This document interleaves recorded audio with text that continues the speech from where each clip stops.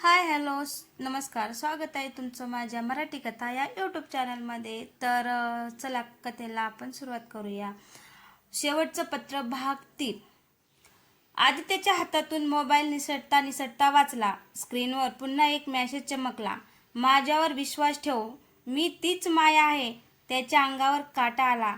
10 वर्षापूर्वी जिचा अंत त्याने स्वतःच्या डोळ्यांनी पाहिला होता, ती आज पुन्हा त्याच्याशी बोलत होती. धडधडत्या मनाने त्याने उत्तर टाईप केलं. जर तू खरोखर माया असेल तर त्या रात्री शेवटी तू मला काय म्हणाली होतीस? काही क्षण पूर्ण शांतता आणि मग रिप्लाय आला. मी तुला म्हटलं होतं, मागे वळून पाहू नकोस. हे वाक्य फक्त आदित्य आणि मायालाच माहिती होतं. त्याच्या डोळ्यात भीती आणि आश्चर्य एकाच वेळी दाटून आलं. पण त्या क्षणी मोबाईलवर एक अनोळखी नंबरवरून व्हिडिओ कॉल आला. स्क्रीनवर दिसलेला चेहरा पाहून आदित्यच्या पायाखालची जमीनच सरकली. तो चेहरा मायाचाच होता. आदित्यने थरथरत्या हाताने व्हिडिओ कॉल उचलला. स्क्रीनवर माया होती. तिच्या चेहऱ्यावर ते हसू, पण डोळ्यात भीती स्पष्ट दिसत होती. आदित्य, माझ्याकडे वेळ खूप कमी आहे, ती घाईघाईने म्हणाली. तू तू जिवंत कशी आहेस? आदित्यचा आवाज अडखळला. माया काही बोलणार इतक्यात तिच्या मागून कोणाच्या तरी पावलांचा आवाज आला. ती घाबरली.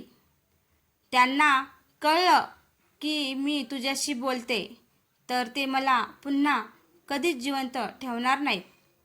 कॉल अचानक बंद झाला. क्षणभरात आदित्यच्या फोनवर एक लोकेशन आलं. सोबत फक्त एकच मेसेज.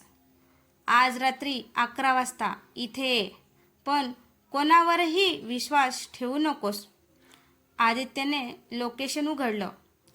ते पाहताच त्याचा श्वास रोखला गेला. कारण ते लोकेशन होतं ते जुनं बंद पडलेलं फार्म हाऊस, जिथे 10 वर्षापूर्वी मायाचा मृत्यू झाला होता. आदित्यला आता समजलं होतं, आजची रात्र त्याच्या आयुष्यातील सर्वात धोकादायक ठरणार होती. रात्रीचे 11 वाजले होते. दाट धुक्यातून आदित्यची गाडी त्या जुन्या फार्म हाऊसासमोर थांबली. संपूर्ण परिसर शांत होता. फक्त वाऱ्याने हलणाऱ्या झाडांचा आवाज कानावर पडत होता. त्याने मोबाईलची टॉर्च सुरू केली आणि हळूहळू आत पाऊल टाकलं. अचानक वरच्या मजल्यावरून कोणीतरी धावत असल्याचा आवाज आला. आदित्य जिना चढत वर गेला. कॉरिडॉरच्या शेवटच्या खोलीत दार अर्धवट उघडं होतं. त्याने दार ढकललं. आत कोणीच नव्हतं. पण टेबलावर एक जुना लिफाफा ठेवलेला होता. त्यावर लिहिलं होतं, आदित्य, जर तू इथपर्यंत पोहोचलास तर याचा अर्थ तू अजूनही माझ्यावर विश्वास ठेवतोस. त्याने थरथरत्या हाताने पत्र उघडलं. त्यात एकच वाक्य होतं, जिच्याशी तू बोलत आहेस ती खरी माया नाही. हे वाचून आदित्यच्या अंगावर काटा आला. तो मागे वळला आणि दारात माया उभी होती. ती हसत म्हणाली, पत्र वाचलंस ना? आता ठरव, विश्वास पत्रावर ठेवणार की माझ्यावर? आदित्य काही बोलणार तितक्यात खोलीतले दिवे एकदम बंद झाले. अंधारात फक्त एका व्यक्तीचा आवाज घुमला. खेळ आता सुरू झाला आहे. संपूर्ण खोली अंधारात बुडाली होती. आदित्यने मोबाईलची टॉर्च लावली, पण दारात उभी असलेली माया गायब झाली होती. अचानक त्याच्या फोनवर पुन्हा एक व्हॉट्सअप मेसेज आला. मागे पाहू नकोस. तेच शब्द जे 10 वर्षापूर्वी मायाने त्याला शेवटचे सांगितले होते. आदित्यने धाडस करून मागे पाहिलं. भिंतीवर एक मोठा आरसा होता, पण त्या आरशात त्याचं प्रतिबिंब नव्हतं. त्याऐवजी एक अनोळखी माणूस त्याच्या मागे उभा दिसत होता. आदित्यने घाबरून मागे वळून पाहिलं. तिथे कोणीच नव्हतं. पुन्हा आरशाकडे पाहिले. तो माणूस आता हळू त्याच्याकडे चालत येत होता. इतक्यात आरशाला मोठा तडा गेला. धाडकन काच फुटून जमिनीवर विखुरली. त्या तुटलेल्या काचामध्ये आदित्यला एक छोटी चावी दिसली.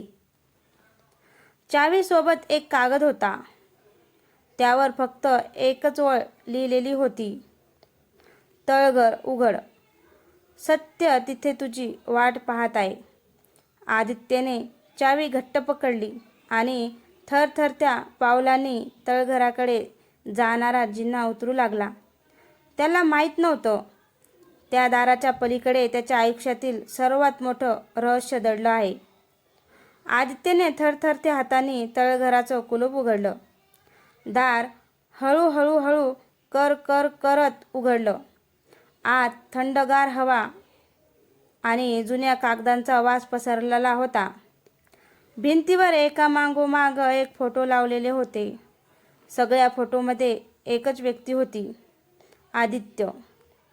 आदित्य, शाळेतला आदित्य, कॉलेजमधला आदित्य आणि अगदी काही दिवसापूर्वीचा आदित्य.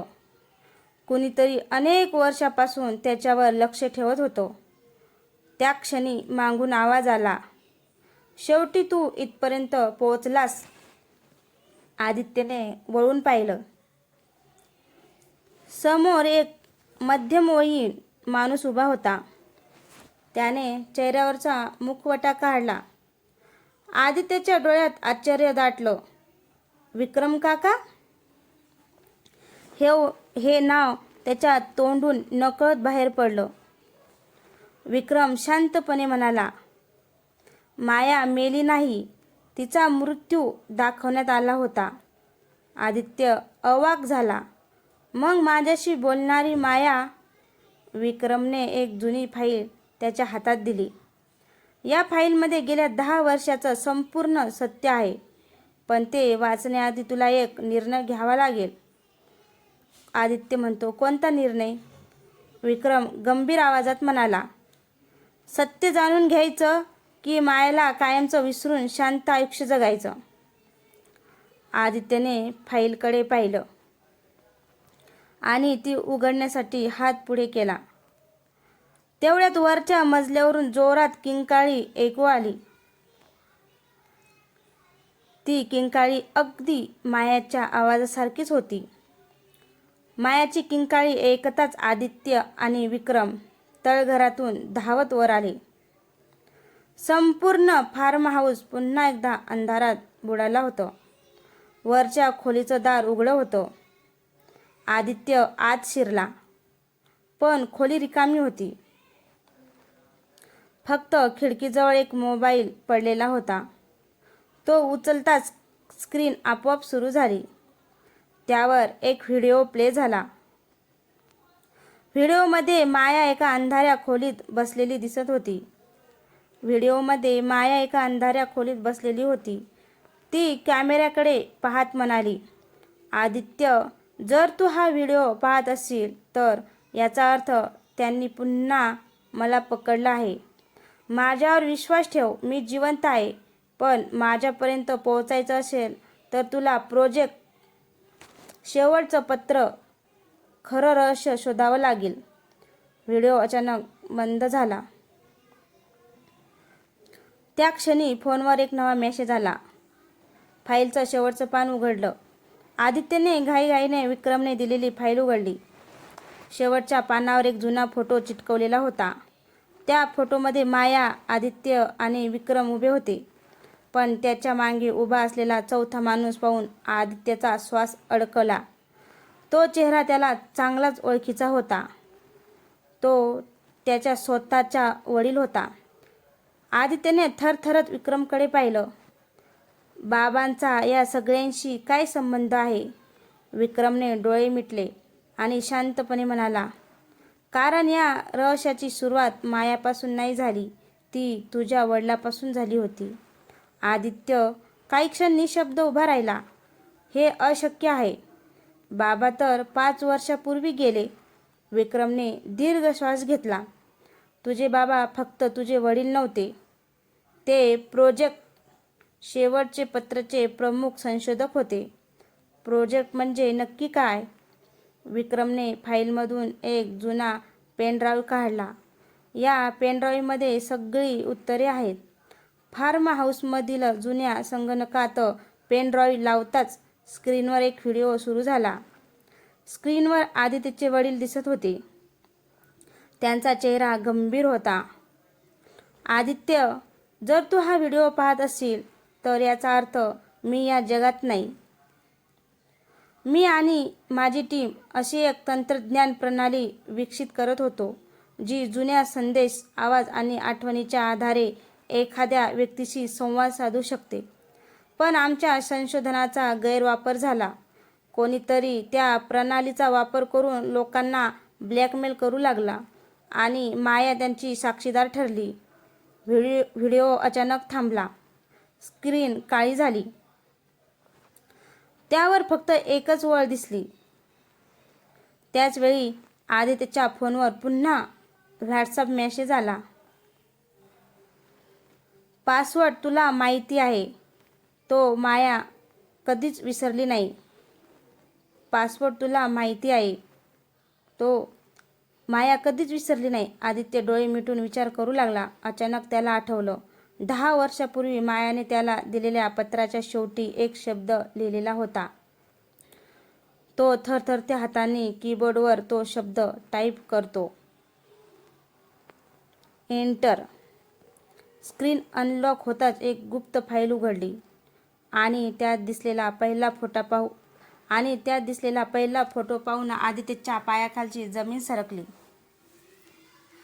त्या फोटोमध्ये माया जिवंत होती आणि तिच्या शेजारी उभा असलेला माणूस विक्रमच होता. फोटो पाहताच आदित्यने संतापाने विक्रमकडे पाहिले. मग तू माझ्याशी खोटं का बोललास? विक्रम काही क्षण शांत राहिला. मग हळू आवाजात म्हणाला, कारण तुला सत्य एकदम सांगितलं असतं तर तू माझ्यावर कधीच विश्वास ठेवला नसता. त्याने संगणकावर दुसरी फाईल उघडली. त्यात 10 वर्षापूर्वीच्या घटनेचा व्हिडिओ होता. व्हिडिओमध्ये माया एका कारमध्ये बसलेली दिसत होती. अचानक काही लोकांनी कार अडवली. गोळीबार झाला. पण जिचा मृत्यू सगळ्यांनी पाहिला ती माया नव्हती. ती मायासारखी दिसणारी तिची मैत्रीण नेहा होती. मायाला त्या रात्री गुप्तपणे दुसऱ्या ठिकाणी नेण्यात आलं. आदित्यच्या डोळ्यात पाणी आलं. म्हणजे माया इतकी वर्ष जिवंत होती? विक्रमने मान हलवली. हो, पण ती स्वतःहून लपली नव्हती. तिला लपवलं गेलं होतं.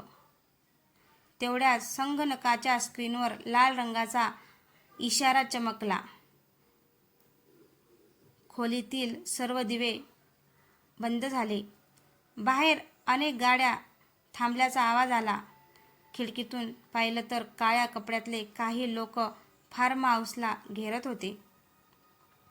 त्याच्या हातात शस्त्र होती. त्यांच्या हातात शस्त्र पण होती.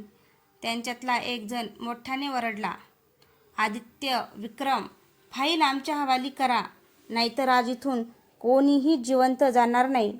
विक्रमने आदित्यच्या हातात एक छोटासा हार्ड ड्राईव्ह दिला. यात संपूर्ण सत्य आहे. विक्रमने आदित्यच्या हातात एक छोटासा पेनड्राईव्ह दिला. यात संपूर्ण सत्य आहे. हे कोणाच्याही हाती लागू देऊ नकोस. आदित्यने हार्ड ड्राईव्ह खिशात ठेवला.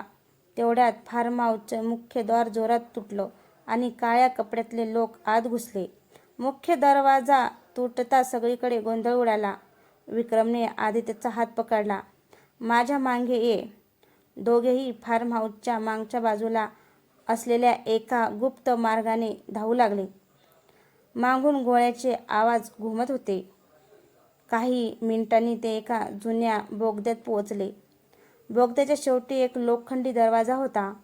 विक्रमने दरवाजा उघडला. आत एक छोटंसं नियंत्रण कक्ष होतं. भिंतीवर अनेक स्क्रीन लावलेल्या होत्या. एका स्क्रीनवर फार्म हाऊस दिसत होतं आणि दुसऱ्या स्क्रीनवर माया. ती एका बंद खोलीत बसली होती. आदित्यने स्क्रीनला हात लावला. माया, मी तुला घेऊन जाणार. तेवढ्याच स्पीकरमधून एक आवाज घुमला. तू नक्कीच प्रयत्न करू शकतोस. आदित्यने वर पाहिलं. समोरच्या मोठ्या स्क्रीनवर एक माणूस दिसत होता. त्याने हळूहळू चेहऱ्यावरचा मुखवटा काढला. आदित्य स्तब्ध झाला. तो चेहरा त्याला ओळखीचाच होता. तो होता डॉक्टर समर देशमुख, आदित्यच्या वडिलांचा सर्वात विश्वासू सहकारी. डॉक्टर समर हसत म्हणाला, तुझ्या वडिलांनी हे तंत्रज्ञान लोकांना वाचवण्यासाठी तयार केलं होतं आणि मी त्याचं तंत्रज्ञानातून जगावर नियंत्रण मिळवणार होतो. मा जिवंत आहे, पण तिच्यापर्यंत पोहोचण्यासाठी तुला एकच संधी आहे. स्क्रीनवर तीन बटन दिसली. मायाला वाचव. बी, संपूर्ण डेटा नष्ट कर. सी, स्वतःला पोलिसांच्या स्वाधीन कर. डॉक्टर समरचा आवाज पुन्हा घुमला. एकच पर्याय निवड, कारण एकदा निर्णय घेतलास तर परत मागे फिरता येणार नाही. आदित्यचा हात थरथरत त्या बटनाकडे सरकू लागला. आदित्यने काही क्षण डोळे मिटले. समोर 3 पर्याय होते, पण त्याला आठवलं त्याच्या वडिलांनी एकदा सांगितलं होतं, खरं सत्य कधीच 2-3 पर्यायात बंदिस्त नसतं. नेहमी चौथा मार्ग असतो. आदित्यने स्क्रीनकडे नीट पाहिलं. खाली अगदी छोट्याशा अक्षरात एक ओळ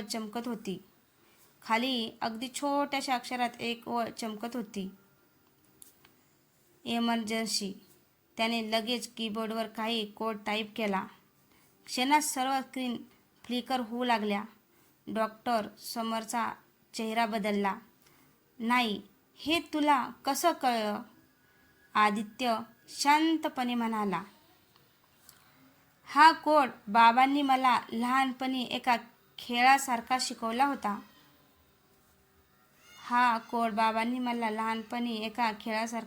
होता. फाइंडर. संपूर्ण प्रणाली काही सेकंदासाठी बंद पडली. त्याच वेळी मायाच्या खोलीचं इलेक्ट्रॉनिक कुलूप उघडलं. माया धावत बाहेर आली. विक्रमने लगेच तिचं लोकेशन शोधलं. ती इथून फक्त 500 मीटर अंतरावर आहे. आदित्य आणि विक्रम बोगद्यातून धावत बाहेर पडले. जंगलाच्या कडेला एक जुनी इमारत दिसत होती. माया तिथून बाहेर येत होती. 10 वर्षांनंतर आदित्य आणि माया प्रथमच एकमेकांसमोर उभे होते. दोघांच्या डोळ्यात अश्रू होते. आदित्य काही बोलणार इतक्यात धाड! गोळीचा आवाज झाला. माया किंचाळलेली. आदित्यने मागे वळून पाहिलं. डॉक्टर समर हातात पिस्तूल घेऊन उभा होता. पण गोळी मायाला लागली नव्हती. ती विक्रमच्या छातीत लागली होती.